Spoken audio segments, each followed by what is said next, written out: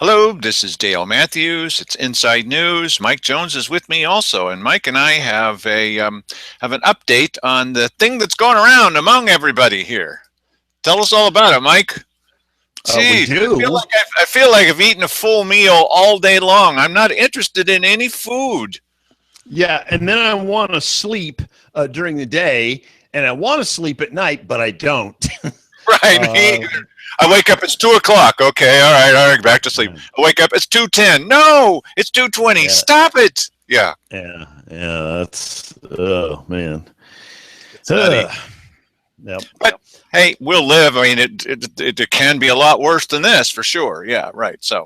Um, so speaking of a lot worse, the county commissioners had their regular. I was about to say normal. That's not quite right, but they had their regular Thursday meeting on Wednesday. This is the administration meeting. This is the big one of the week, and Cheryl Walker wasn't there. Wally Hicks came in to talk to the commissioners about a public hearing that's coming up not this Wednesday, but probably next Wednesday. And there's been some talk on Facebook about this because I posted the wording of it, which is convoluted. Well, I think I know what that means. Look, okay, knock yourself out. That's great. I'm glad you know what it means, but that's not the point. The point is these commissioners don't know what it means, and they admit it in this little clip that they don't know what it means. And Mike's going to read it to you and see if you know what it means. We're not searching for the smartest person in the room. What we're trying to say is, if you don't know what it means, don't vote on it. Mike, tell us what it says, would you? Right. Well, here, hang on a second. But before I get to that, and everybody who watches this show probably going to be sick of me bringing this up yet again. But a lack of transparency is a huge political advantage. And, you make things intentionally confusing for the purpose of people just throwing up their hands, and then it doesn't matter what you put in the legislation because no one is ever going to read it. You can hide your little nugget somewhere in the middle, and it's not going to matter. And that's I don't know that that's what they're doing here, but personally, I believe that if you're going to, especially on a county level, for crying out loud, write it in English. And make it obvious for everybody to understand what it is you're doing. Look at the Bill of Rights. It is very, very obvious. It is written for the common person to totally understand what's going on there. And that was, that's the way that our country used to be interested in writing law. Look at the ONC Act. That is very, very simple as well. But then you look at Obamacare. Holy moly, that's thousands of pages. So anyway, on to the piece of legislation that they're talking about.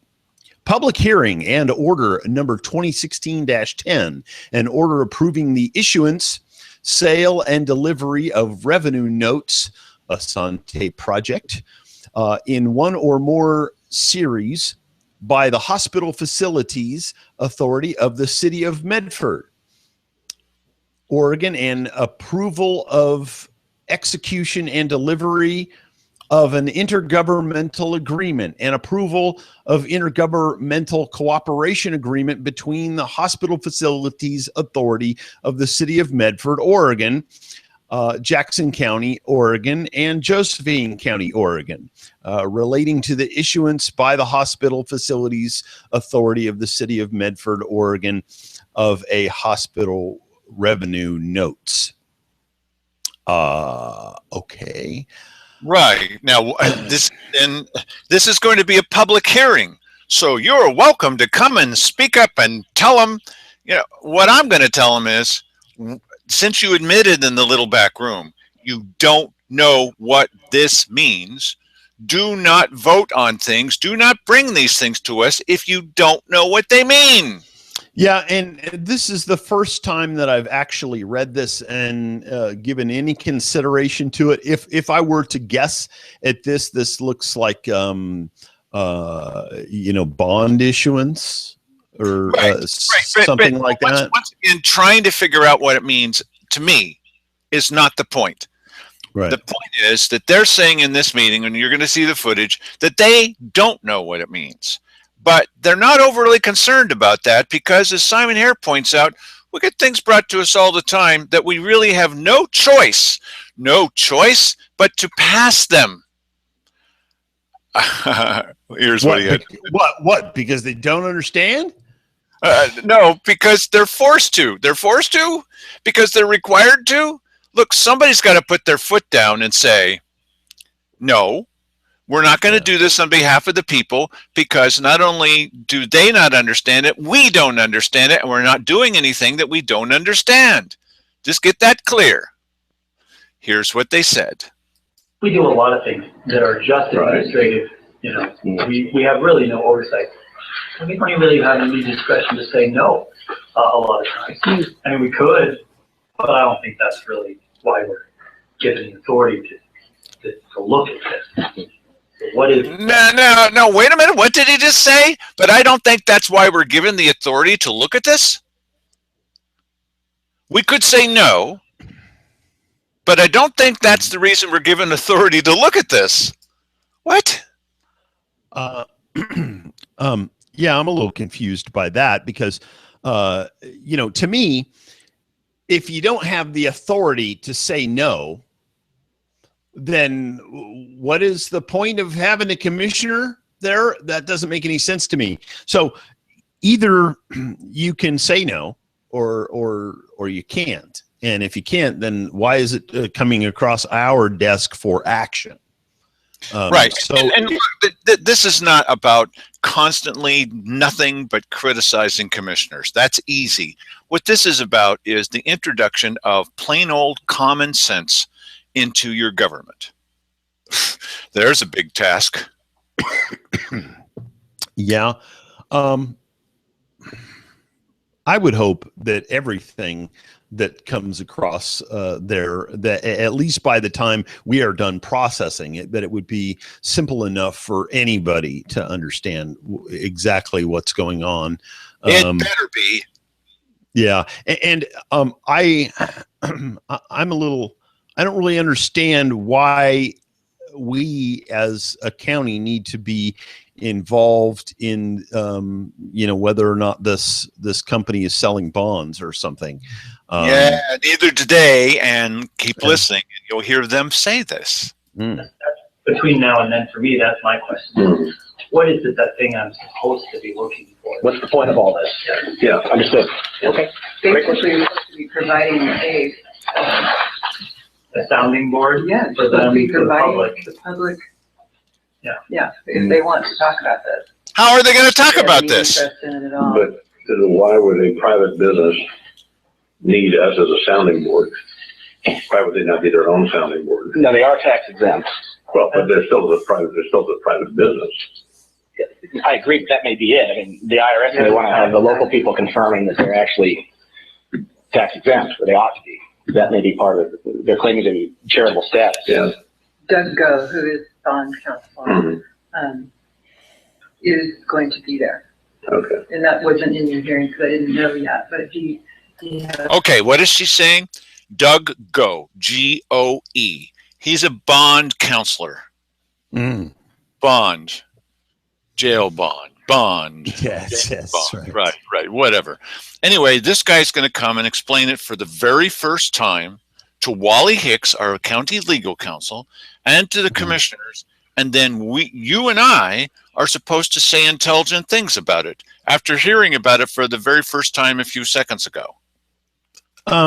Well, and listen, this may be completely innocuous. It's, you know, But the process is not. Yeah, I agree. Listen, these guys don't even know why they're dealing with this, and I would think that should be crystal clear. You know, if I was one of them, it's like you don't want to call out the emperor for having no clothes, or you know, you don't want to say that you don't understand this particular thing, because then somebody might think you're stupid. Yes. I think far better. Listen, it isn't clear what this is. I'm sorry if I'm appearing obtuse here. Fill me in.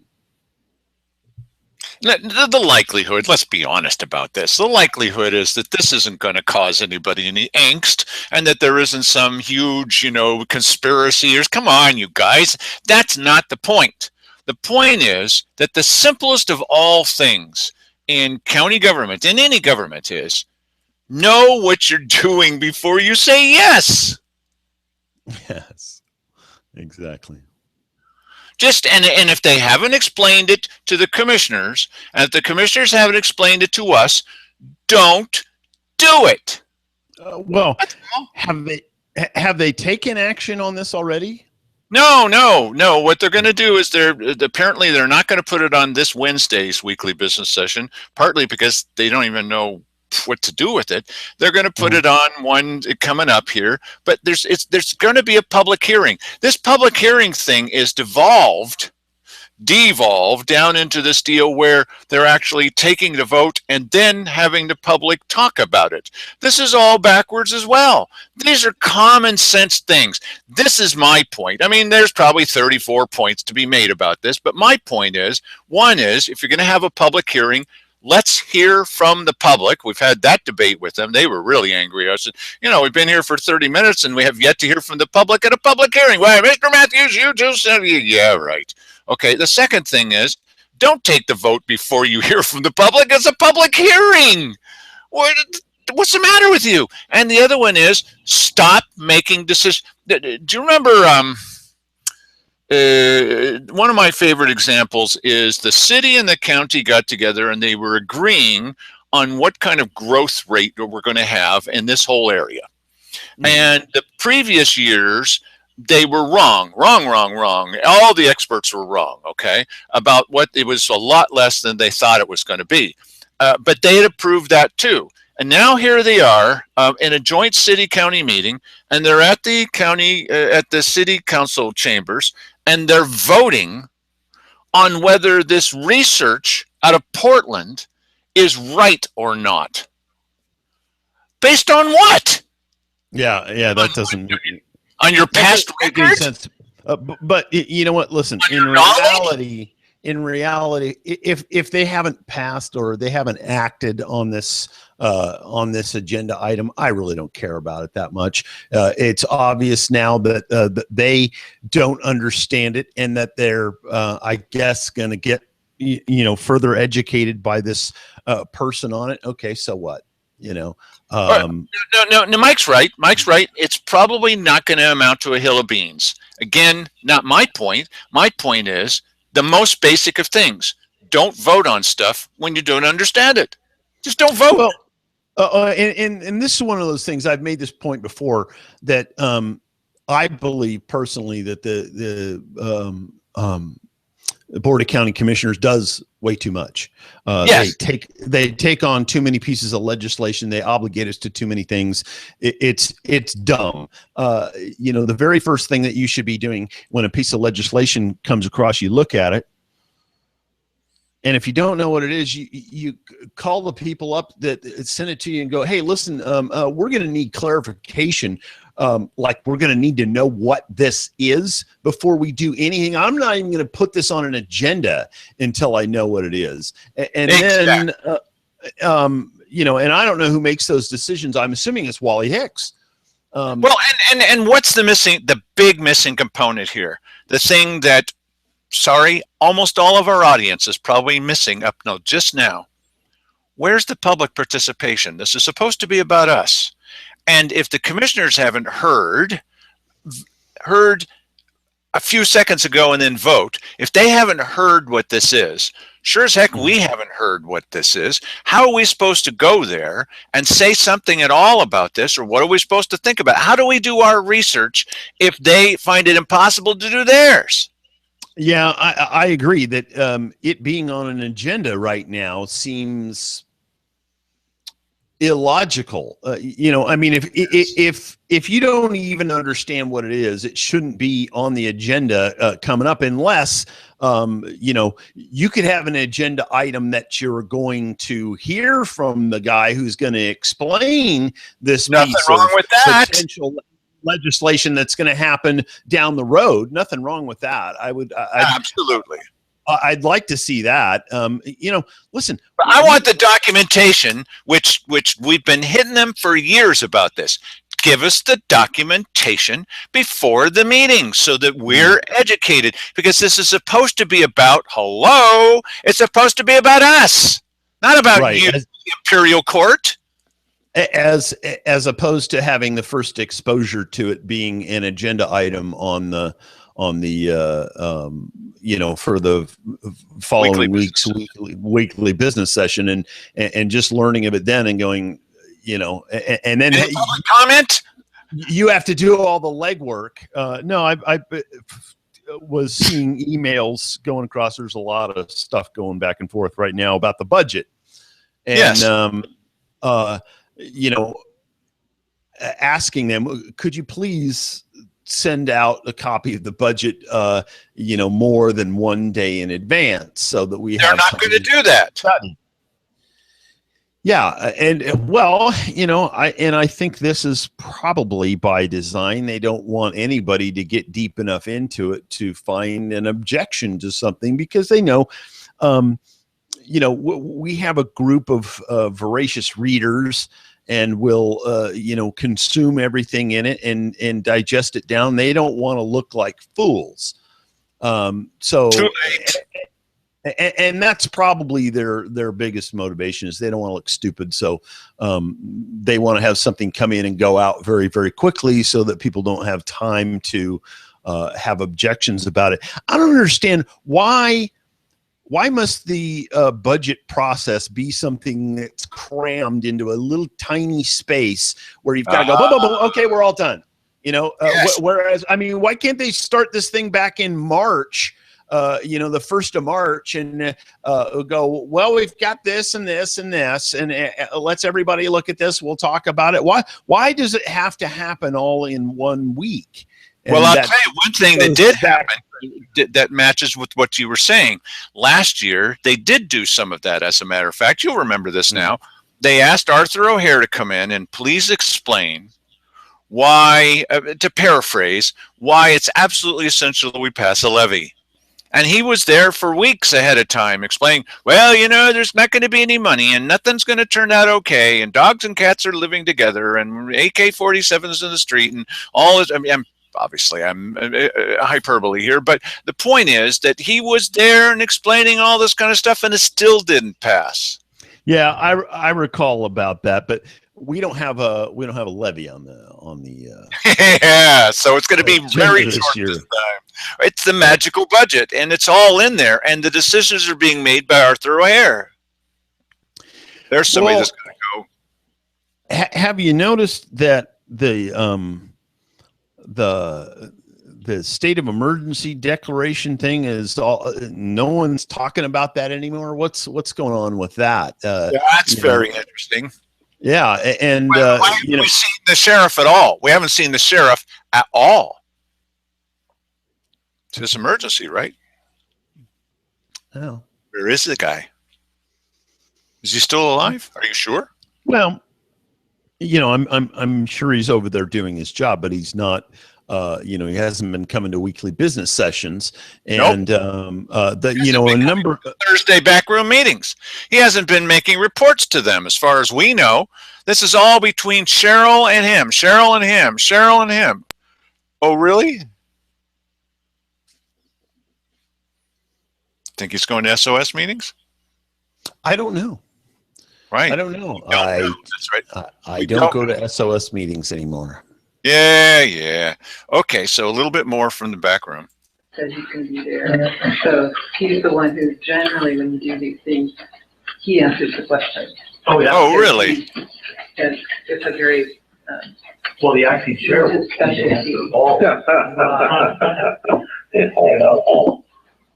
Doug's done this a long time, and he's Yeah. the answer guy. Sounds good. It's not something unheard of. I mean, I have heard of it. Well, I mean, we've done, in some, in one that we've done this, well, with the airport, we apply airport, but there's county more involved with that. Okay, all right, wait just 1 second. It's not something that we haven't heard of before or done before. Oh, yes, this is similar to the airport. Okay, they're agreeing this is not unusual. It's coming. It's not unusual. It's not unusual. Here we go. This is not some kind of off-the-wall new idea. Not a new idea. But it is I'm going, okay, It's a tool in the tool chest. It's not used very Oh, often. brother. You know, but it can generate, and you have to buy these bonds, Mhm. private citizen, somebody can buy them, and they get for return. I think it's a tax exempt status is a big one. They're able to raise the revenue stream. It's not unusual. Okay. Other than the municipality isn't available to. We issue bonds. We have a bond on the jail right now. So District 7 won the bond. He was our bond counsel for that too. So He's done it. been around this area doing this for a long time. That's great. He'll be able to answer these questions, I think. I didn't see anything. Are you familiar with that term, revenue notes? That's gotta be some specialized thing. It's a specialized thing, and that was what we were working. Actually, it was the point that we were working on with them in the drafting of this was the difference between bonds and revenue notes. Doug Gow can tell you what the difference is, Okay. And so I'm happy to line that up. Up the answer. So your question really is, if people, do you take public comment and make a decision based on something you're hearing or not hearing? Are you looking for It would something? be great. Yeah, I think sure. your element of the tax exempt status is, somebody has evidence to say that they should not qualify for that would be substantial, and it would at least delay the approval of the order for a little while. And so we got clarification on that, I think. Yeah. I mean, this is one of those things that is totally off the wall to me. No. What was that? That's why I set it up. It's not unusual. It's not unusual. Yes, this is done many times. We've done these kinds of things. And then he says, what did he say? I don't know, Dale. I just have Tom Jones running through my head right now. It's not unusual. Okay, I'm going to roll it back just a little bit. Here we go. It's coming. Okay. Yeah. I mean, this is one of those things that is totally off the wall to me. I mean, This is one of those things that's totally off the wall to me. Now, Keith, which one is it? I heard that the first time. I didn't know what sort of conclusion to draw from that.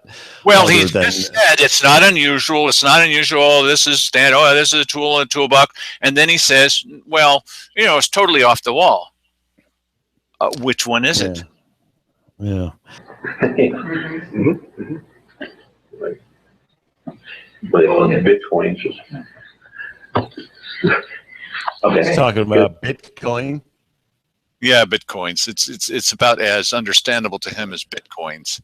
And if you don't know what Bitcoins are, don't worry. Okay, so I just think that was interesting. Okay, so Wally Hicks, the most honorable elected legal counsel in the history of the world, he now is going to lead them on to their next subject. Here we go. Mm-hmm. E.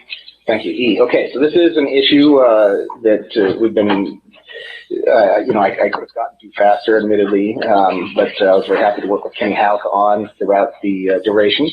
And we came up with what I think of as a very workable agreement. It's a new type of agreement for the county. This was part of the vision the board had last year that would involve the Illinois Valley Community Development Organization, and the board is essentially is granting $100,000 during the course of 2000. What was that amount again? Okay, so the IVCDO, they come to the commissioners, and slightly out of order here, but they say, well, we're going to do a project that's going to, we know it's going to generate 12 full-time family wage jobs. If we do this one kind of plaque, it's going to generate 12 jobs, not to make the plaque, but after it's done, 12 jobs are going to spring up in the IV.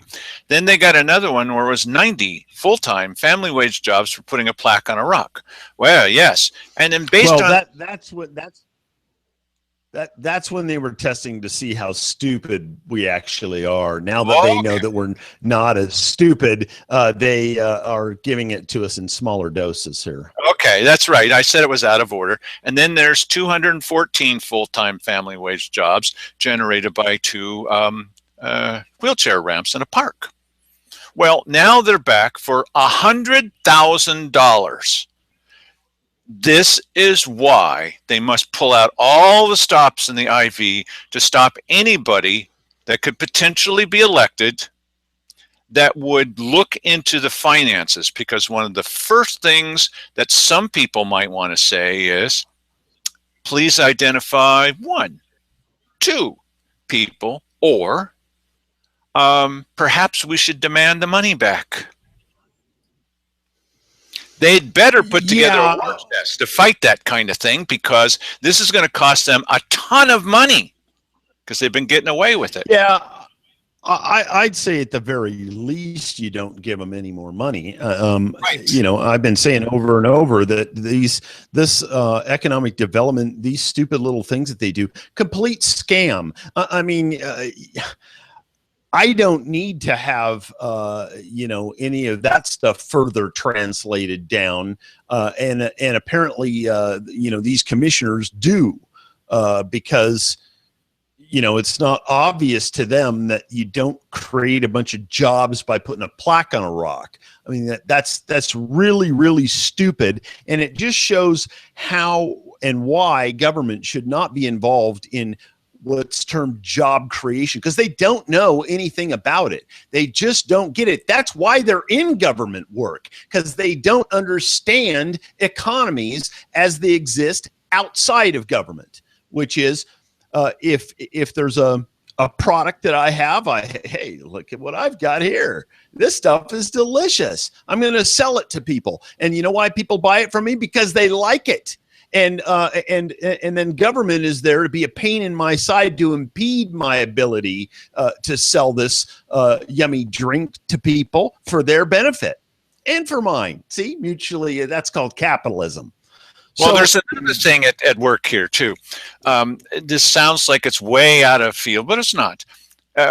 When the sheriff's department, some wonderful people there, when they impound vehicles and grab up weapons and get all kinds of stuff, they or things are stolen and they recover them. They keep them in a special place. Now, in some other counties, certainly not here, there might not be a huge effort to find the owners of those things, because many counties have decided that if you cannot find the owners, then you can sell those things and pocket the money, which then leads you to the understanding of, well, now wait a minute, there is certainly a temptation there to work real hard to find the real owners, right?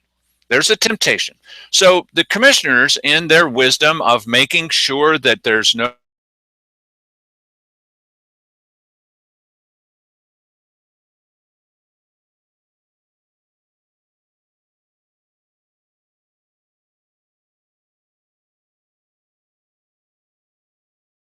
the commissioners have been criticized for giving out money to their pals. Well, we already know that, okay? So what they're going to do is they're going to give $100,000 to the Illinois Valley Community Development Organization to hand that out to their pals instead of doing it as the commissioners themselves. There's no difference. Yeah, and you guys have a terrible track record of deliberately lying to us. Yeah, you know what? Personally, I myself, this is just me, I don't care about who the people are in the chain. My thing is, stop doing it. It doesn't work. It's a dumb idea. It's a ripoff. It's a scam. It's a way for people to put together a little organization and make up stories about how you're going to create jobs and economic development, and then you sell your stupid story to the Board of County Commissioners, and they give you money. It's completely moronic and stupid. And the more stupid the story is, the more money you get. Yes. This is it's simple logic. You say these outrageous things, and the commissioners go, "Okay, that makes sense to me." It does. Yeah, it's Yeah, buddy. This is why we need new people in there. Yes, and hopefully all of you are watching me right now, and you understand that stuff is stupid. I know there's a few exceptions in this group of people coming in there. And I'm our hoping viewers know. this is a test for you right now. If you're a candidate for a commissioner and you don't understand that's stupid, please excuse yourself. Okay, save us all a lot of hassle. One of the things that we know is that I believe most of the opposition to the reform candidates, and there's more than a couple, most of the opposition is coming from, guess where? The Illinois Valley. And they are not going to tolerate that. They should fight against this. Okay, and there's a certain club in town. What's the name of that? I don't know. I think it's Rotary Club. And they're fighting against this kind of stuff too. They're not going to be able to tolerate the idea that someone's going to come in and upturn the apple cart, this rotten apple cart. They're doing stuff like this, and these guys have got a lot of money at stake. And so they might as well spend a ton of money on trying to be sure that there is no financial investigation. Can you imagine what would happen if two fiscal conservatives got in here?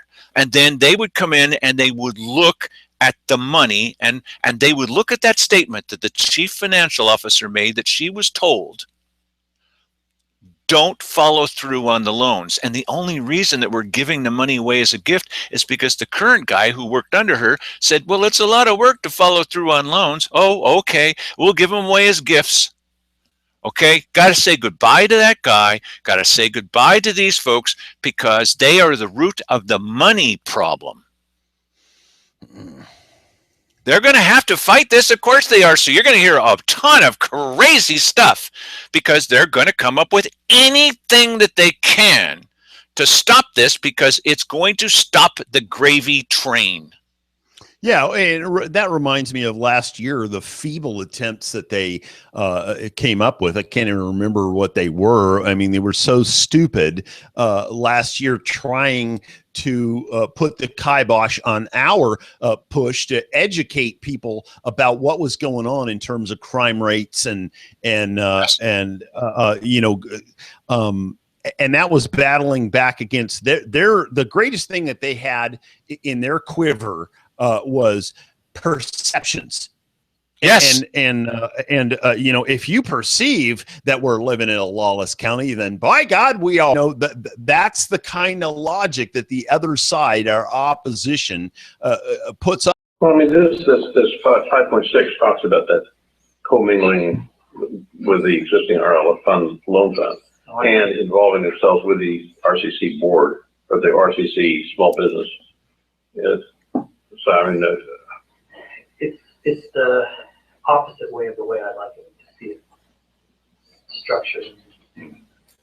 What Simon Hare would like to see, instead of giving it to the IVCDO, which purports to represent the entire county, and it doesn't, what they did is they made a small loan, and I might be wrong about this. I'm going to try to say it right. I think it was like $500 to one company in here in town in Grants Pass. And so they said, see, we represent the entire county. No, you don't. I mean, you're way out there. Okay. And if they're going to do that, why not have one in Merlin? Why not have one? Listen, they could be purporting to represent the people of Kabul, Afghanistan. It wouldn't make any difference. That's right. It doesn't make any difference. I don't care. What Simon has been saying is, let's run it through the Small Business Development Center. Let's not be running it through these guys. They can be the ones picking and choosing the winners and losers, which is the same thing that we've been talking about. But I think it should be done in a different way. But listen to this commingling of funds thing. This is really important. It sounds like a tiny thing, but it's not tiny. Listen to the repercussions. Same partners. It's just who's in charge versus who's administering it. IVCDO can administer the program, but it needs to be under the umbrella of the SBDC for a countywide focus. The other thing was, is if they commingled, you actually made a 5.6. Under 5.5,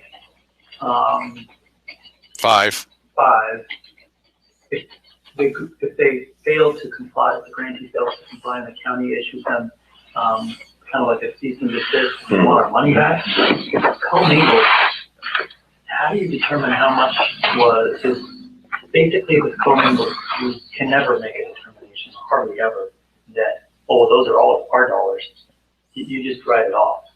Write it off. They're commingled. I don't know. We've already loaned your money. It's everything else. You know what I mean? Yeah, okay. You can't. So that the element of us getting money back is mute. Mute? It's mute? Yes, it's mute. It doesn't speak? No. It says nothing. No. Does it write? Does it write anything? I would be interested in knowing. Yeah, what does it say? It's mute. Okay. Oh, it doesn't say anything. Of course, it's mute. Yes, right. So what they're saying is, now what you don't know is that what none of you knows is that this is $100,000. They've already made 3 payments. The county has to the IVCDO.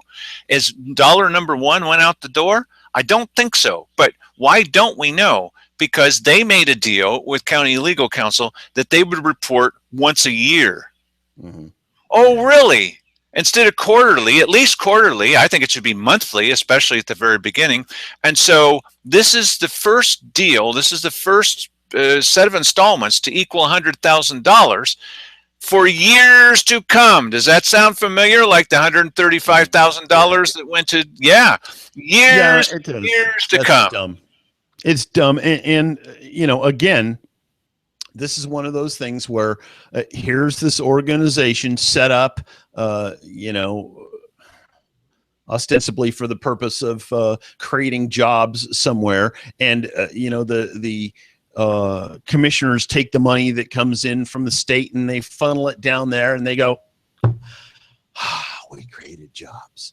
That's, you know, that's what they get out of it. And of course it doesn't do anything of the kind. What it does is it benefits primarily the scam organization.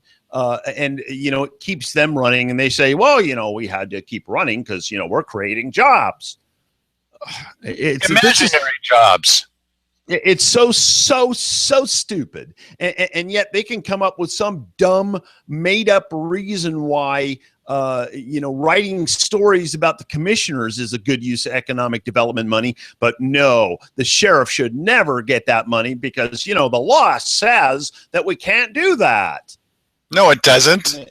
It doesn't say anything of the kind, but see, again, doesn't fit their agenda, doesn't fit their purpose. If you alleviate the pressure at all, I guarantee you, if somebody came into town here with $50 million and plopped it down and said, use this however you want to, you know, there may be some circumstance where they would feel pressured to give some of that, but they would take as much of that money and blow it out of a cannon in another direction other than giving it to law enforcement. You know, so again, what's at stake with the people who are making these decisions and getting this money is, one is they've signed documents to say, here's our promises, which they haven't done. 2 is they're not being followed up on. 3 is they're going to look terrible once more people find out about this. 4 is they could potentially be sued by the county. It's possible to get the money back. And 5 is if the money, even if none of those things happen, the money's going to get cut off. These guys can't take that risk. Can you imagine? The money being cut off, of course, is the most likely among these scenarios. I don't think that we're going to be throwing a whole lot of money at lawsuits trying to recover money from these people who are basically turnips. This is the only thing they've got going. You understand that, don't you? This is their scam in life. This is where they get their money. So there isn't any money. As soon as you give them money, it's gone. They've sucked it up. It's in their own personal bank account. Commingled. Simon says we're not even going to be able to find the money. But they're going to do this anyway. They are doing it already. That's the thing that just followed this. Right after they had that discussion, oh, we've already given them 3 installments. Now, wait a minute. You just, okay, next subject. Oh, man. We got to say goodbye to these guys. Next one. Yep. Yes, F, this is the order that flows from the hearing last week regarding the dog. And the 3 commissioners were all in attendance initially, and then there were 2 commissioners that were present for the evidence gathering portion of the hearing. The majority of the board, the 2 commissioners, then decided the case. This order captures the decision. Now, so what's going on here is you probably didn't know, we've mentioned this before on this show, that when you vote in county commissioners in the current setup, that you are voting in people that will then have the power of life and death. The power of life and death. It's exaggerating. No, I'm not. It's precise. They can decide to put an animal to death if they want to. And that they're the judges, the judge, jury, and everything but the executioner. Then they assign the executioner. And this is all centering around the idea that if you have a dog and the dog gets in with bad dogs and those bad dogs bite a farm animal, any farm animal, Simon Hare strongly believes that animal should be immediately put to death. You know what? Listen, I'm not going to have a critical point of view on this because I don't even know what animal they're talking about. There are animals that there are some dogs that you are not going to cure their aggression problem in attacking things or other animals or people. Oh, right. Somebody ultimately has to make a decision. I don't know why that is coming up to them. Why is that not the sheriff or somebody at the upper end of the animal control facility there? I just don't understand why that would have to come to them. But you know what? I'm not going to criticize them. When it comes to making a decision about whether or not an animal should be put to death. But personally, I don't know that they have the expertise to be making that call without some sort of exactly my point. It doesn't have anything to do with the details. Now, look, what's happened in the past is there are some kind-hearted people in the community who have said, listen, don't put the animal to death. I mean, it's really not up to you anyway. Give the animal to us. We will transport the animal at our own expense to Texas, right? Mm-hmm. And we can work out a document that says Josephine County is not responsible for what this animal does in Texas. I would do that all day long. Absolutely. Well, they don't. And the animals have my understanding is animals have ended up being put to death by this county, even though they had a way for them to live. Well, maybe they didn't believe that this organization that is making this offer is credible. Maybe they didn't want to take the risk, perhaps, that dog is going to remain in the community and then reoffend at some point, and then somehow they're in the culpability loop. Well, there's a simple cure for that. If the people make a guarantee and that they're not good for it, you put them to death. Yes. Why didn't I think of that? See, that's the sort of, clear-minded, rational thinking we need. Right. Bitten to death by dogs. Okay, so here's a little bit more on this subject. I think it wasn't necessarily accurately reflected. My participation was not. What? Speak up, Simon. And I was not in favor of letting the dog. Yes. You weren't there. Yes. I think we were. We could abstain. Yeah, oh, it says abstain. Oh, I'm sorry. Okay. Yeah, that would be great. Okay. Opposed.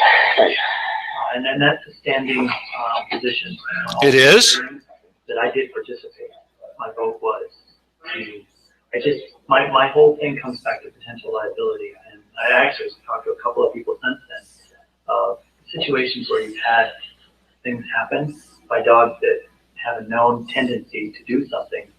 And I just can't live with myself if that were to happen after the fact. And I think that personally, that makes me feel badly to allow that to happen. Secondly, I think it puts the county at potential liability. I don't want to express too much, But it's pretty obvious that if we have a decision based on information that we knew there was a tendency here, there is no guarantee other than to put the animal down that doesn't happen again. Things can happen. They can get out and do something, and best intentions don't actually always result in. So that's my view. Well, and you know what? Wait a second. Wait a second. Keith's got something real important to say here. Just a second. Okay. Sorry. Go ahead, Mike. Go ahead, Mike. Oh, no. I was waiting for his stellar wisdom there. Did he throw it out? Because I missed it. Keith brought up a really important point. Here we go. Roll back just a little bit. How does one oppose something that they do not even hear the information of the hearing? Mm-hmm. Yeah. Yeah, right. I agree. Yeah. So this is, as Simon said, and you just heard him say it, and he said this before, his standard vote is, his vote is death. Now, I personally find this, just me, ironic that there are people in this community who feel that if you drink and drive and put people at danger, especially when you're on county business, out there traveling on county business, if not at that exact moment, that bad things should happen to you. Apparently not very many people feel that, but there are those who do. So for Simon to depend on the forgiveness of people for his drinking and driving, and then have this kind of attitude about a nip or a bite from a dog, put it to death, I personally find that ironic. Yeah. Okay. I think people who have, better information than him, should be making, those decisions about those dogs. And, yes. I do agree to some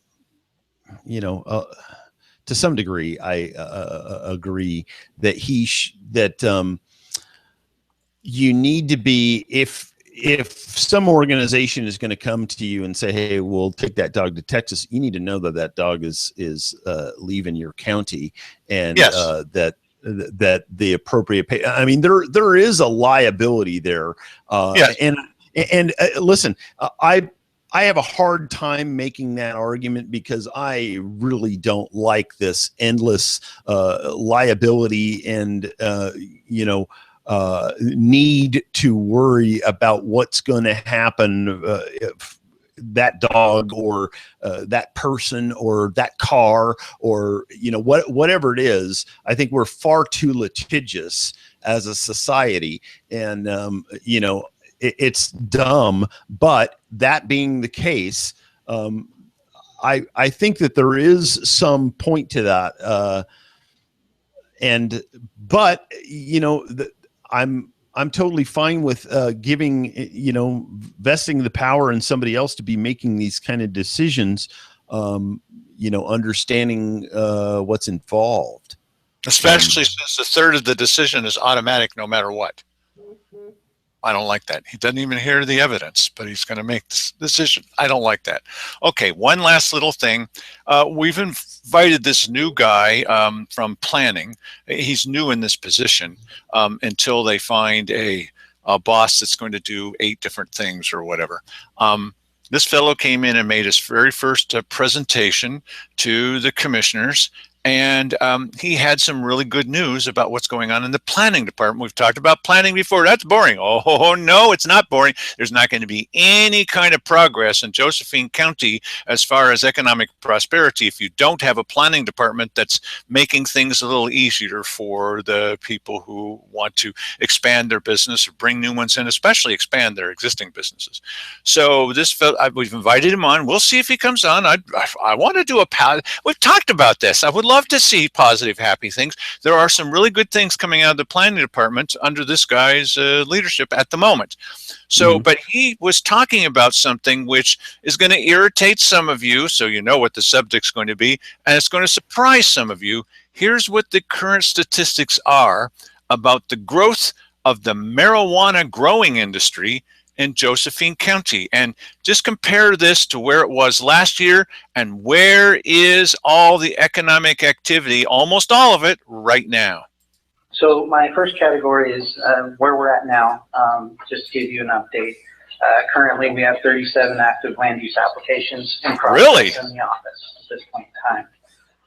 Over the last quarter, permanent revenue was up. It's increased 20% as compared to this time last year. This increase, from what we see, is the number of OLCC land use compatibility statements that have come in. Each potential applicant for a license is required to submit this form to our department for sign off. And currently, since January, we've processed 99 of those. Wow. Those permits. And yeah, there's a lot of, I believe we're at 147 total. We started counting in December. So. Wow. Wow is right. Yeah, that's Man. a lot. Yeah. I'm very interested to know about, how these things are structured. If you have is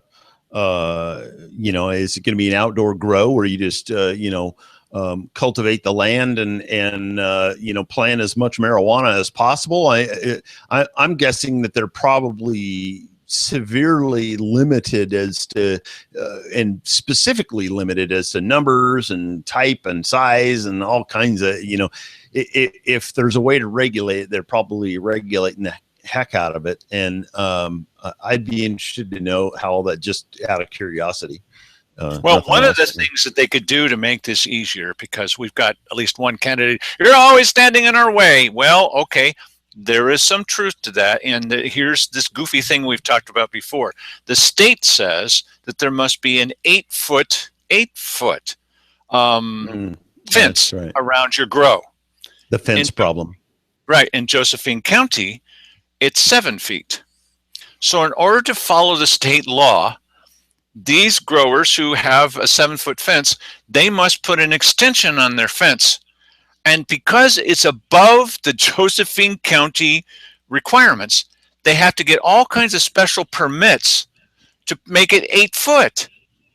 And they have to bring in a special, highly paid executive type person to work out all the logistics of how to make a 7 foot, or even just to start with 8 foot, the 8 foot fence. So they have to do all this expensive stuff just to make it bigger, instead of changing immediately, go do this today, change it to 8 feet right now. It's an emergency. I mean, they could say it is, and we're going to go take that to the weekly business session right away. They're not doing that. We haven't heard anything about them doing that. That's stupid stuff. Come on. You eliminate it as a stumbling block because everybody's going to have to jump through that hoop. And instead of leaving it there for the purpose of, gleaning extra revenue from people, just go 7 foot, except in the case of these things where they need to meet this particular state guideline. 8 foot, boom, there you go. And then that just seems the planning department that has to go through the plans, these special plans for a 7 foot versus 8 foot, and then they need to stamp it, and fee. Hey, stop moronic. It, you guys. Yeah, moronic. So you don't like marijuana. I don't use marijuana, but really, with this kind of economic activity, what are you doing? And this comes back to the point that I made earlier where, governments don't know anything about economic development. How governments, and the only way governments can benefit economic development is to get the hell out of the way, or even greater, if you wanted to subsidize that operation. And we've talked about the use of economic development funds to cut back on to flat out just go, listen, we're going to cover this particular type of fee from here until that money is gone. And not only that, we're we're going to cut the cost of that fee even down even further, so that this money that we have coming in helps even more people. And if we're going to spend more money in the planning department, it'll be by having other personnel that help process as many forms, as many applications as possible, and we will meter their pay on the basis of their efficiency in this regard, and that will so you incentivize the process of number one, getting out of the way and making it as easy as possible for them to encourage business. And that just seems like a no-brainer to me, but somehow that is lost on these people. They're freaking clueless. I got to tell you, people who are inclined towards government service or have entered government service, that just gets vacuumed out of their brain. They just don't get it. They are now the only ones who know anything about anything, and we are the answer givers, and you don't know anything. So we're going to tell you how it is that we are going to produce economic development. That's why it doesn't happen. Well, you obviously know nothing about economic development, Mr. Matthews. Yes, clearly I don't. Yes. So the one that said that to me was Cheryl Walker, and here's Cheryl Walker's latest plan. Get this, and we'll leave you with this. So she said, we've got all these growers in our area and a lot less dispensaries. We mentioned this on the show before. Up north, they've got a whole bunch of dispensaries and not very many growers. Yeah, that's the way it works. So they're going to get all kinds of money for county government because they can put a tax on the dispensaries, and we get almost nothing for doing what? For doing what? For doing what? Anyway, okay? So it's like a cable TV franchise fee. For doing what? Well, you're building it on our land. What are you doing to earn your money? Well, don't ask that question. Hopefully we won't have to. That's why we don't answer your questions, Mr. Matthews. So Cheryl's idea is this. She thinks that the growers in this area should get together. Get this. The growers in this area should get together and voluntarily come up with a surcharge, a tax, on themselves so that they can hand it over to the county government for doing nothing. Could you imagine making that suggestion back in the day when the Boston Tea Party took place? They would tell you what you could do with your suggested, that's just stupid. And that really just shows that, see, they're so frustrated at not being able to get anything past people. Now they're asking people to voluntarily step up and tax themselves. And listen, you know what? Actually, that's a much more Republican, small r Republican idea to ask people in the county to step up and cut a check to the sheriff. To these guys?